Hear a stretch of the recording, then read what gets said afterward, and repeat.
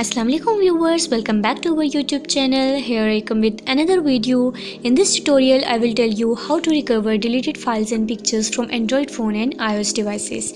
So if you're interested in this video, be with us till end, and before moving further, like this video, click on subscribe button, and you have to click on notification icon so you will get the notification for all the upcoming videos.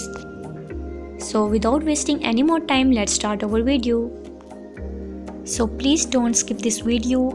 If you skip this video, then you don't understand this. So please follow all these rules. Firstly, click on Chrome. After clicking on it, then you type Gmail ID login.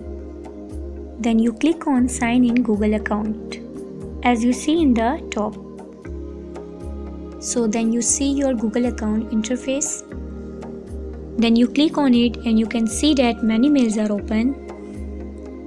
Now select your Google account in which you recover your deleted files and pictures.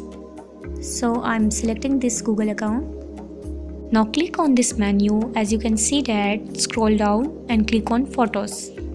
Here you can see that your pictures that link with this account will be recovered. Thank you for watching this video.